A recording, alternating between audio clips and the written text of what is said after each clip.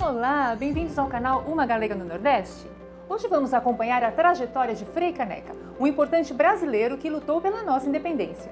Vamos pelo projeto Olha Recife, iniciativa da Prefeitura de Recife. Quem vai nos levar é Cristina, a guia do grupo. Vem comigo.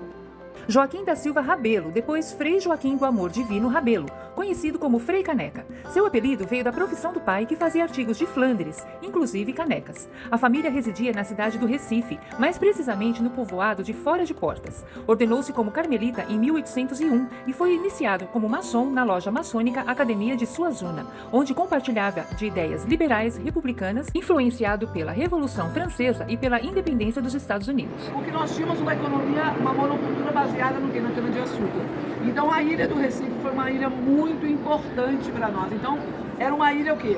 O senhor do engenho estava lá em Olinda ou estava na várzea do Capibaribe, onde ficavam os nossos engenhos. E aqui era o porto. Importante porque o vai e vem, trazendo nos laços dos navios as pedras que iam fazer as nossas construções, as nossas igrejas, e levando muito da nossa riqueza. Não foi só o açúcar. O que aconteceu? Desde os tempos dos portugueses, eles faziam o quê? Era um local muito, como é que eu vou dizer, muito desejado, né? Tanto que foi invadido por várias nações. Eles protegiam, eles faziam essas paliçadas aqui. O holandês, nós tivemos um período que o holandês entra na nossa cidade e vai já deixar a coisa mais reforçada, tudo na base do porto. A água vinha até aqui, a gente vai chegar até lá. Aqui, mais ou menos onde nós estamos, tinha esse arco do Bom Jesus. Por isso que a rua hoje em dia chama-se Bom Jesus. Então, quem morasse fora das portas era aquela pessoa pobre. Quem morasse de fora das portas era o pessoal mais humilde. Era onde morava o nosso grande astro desse domingo de manhã, que era um frei, que não era na época, né, ainda frei, ele era Joaquim Rabelo da Silva, que depois passa a ser, ele com 20 anos, ele passa a ser Frei Joaquim do Amor Divino Caneca, o que o pai dele trabalhava com Flandres que faz caneca, que antigamente fazia canecas, tá aqui. E olha aqui, ó. Você vê fotos em que você consegue ver bem esse baluarte, ele é bem pontudo assim. Quantos metros a gente está acima do que foi aterrado aqui no Recife? Né? O Recife, como diz Gilberto Freire, ele vai surgir das águas, porque é aterramento, gente. Então quando chove, que alaga, mas não, é a natureza. A opção que nós temos, que é 1817, ele vai ser uma pessoa importante em relação à parte dos ideais, né? A parte do, como é que eu vou dizer, do trabalho em si, da estrutura, de como essa revolução iria acontecer, era mais na parte de pessoas que eram ligadas a alguns engenhos, não é? Os próprios padres. A grande mentoria foi, tanto que é chamada Revolução dos Padres, né? Essa de 17. Revolução de 1817, ou Revolução dos Padres, foi um movimento de caráter liberal republicano que eclodiu em 6 de março de 1817 em Pernambuco, contra o absolutismo monárquico de Portugal e os gastos exorbitantes da família real.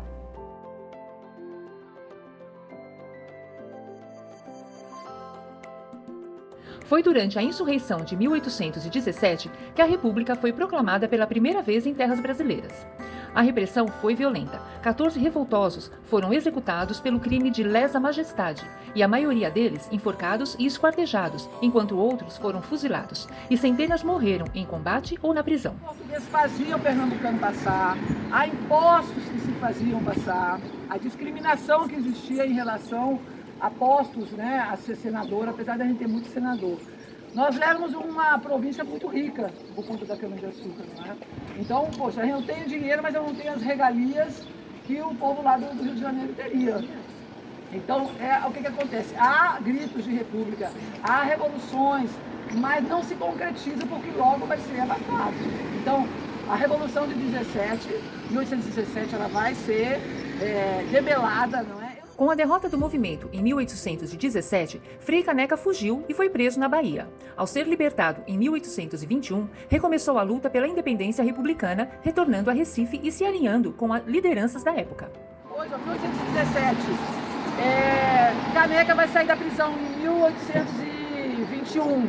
Então, em 3 anos, a outra, porque as coisas continuavam do mesmo jeito. Então, esse grito era necessário, esse posicionamento. Mas por que a gente perde Alagoas? Teoricamente, o novo Estado federalista independente seria constituído pelas províncias do Piauí, Ceará, Rio Grande do Norte, Alagoas, Sergipe, Paraíba e Pernambuco. No entanto, além de Pernambuco, apenas o Ceará e algumas vilas da Paraíba e do Rio Grande do Norte aderiram ao movimento. Isso era como se fosse o Nordeste independente. O único que se manteve foi alguns povoados da Paraíba e o Ceará. Alagoas caiu fora. Aí quando vai ser reestruturar de novo, Dom Pedro desmembra Alagoas e Pernambuco e coloca e dá a independência, né, de ser um lugar independente. Por isso.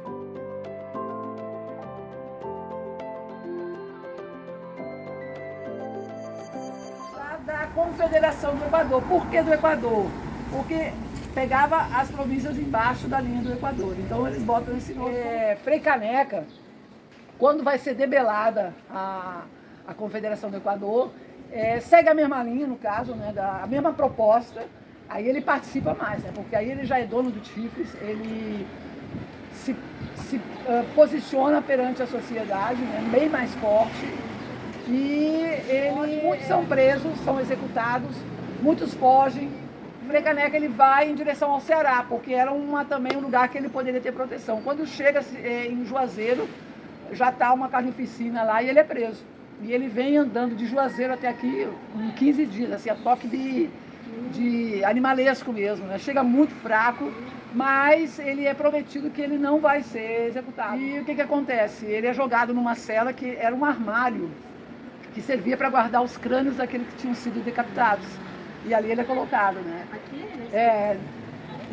A parte de baixo era a cadeia, a parte de cima ficava a câmara, né? Depois aqui as estruturas vão mudando, não tinha muito espaço para... E aqui ele vai ser julgado, ele faz o próprio julgamento dele e realmente ele vai ser... eu acho que isso foi em janeiro, 13 de janeiro ele vai ser enforcado. Então ele sai daqui andando até a Igreja do Texto. A Revolução de 17, a Praça 17.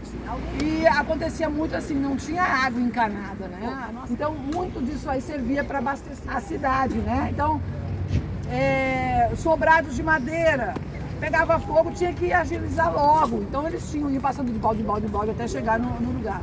Aqui foi o primeiro templo calvinista que nós tivemos. No período dos holandeses, eles deram esse terreno para construir o templo calvinista, né? Já que os holandeses eram calvinistas, a grande maioria. Com uma pesada corrente de ferro no pescoço, o prisioneiro ia andando devagar.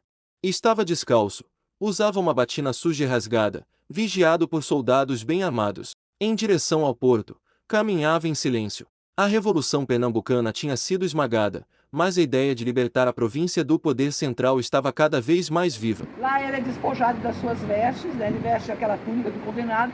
E algo interessante, né? Apesar de serem surrados, apesar de serem muito ser ofertado, nenhum carrasco quis enforcá-lo.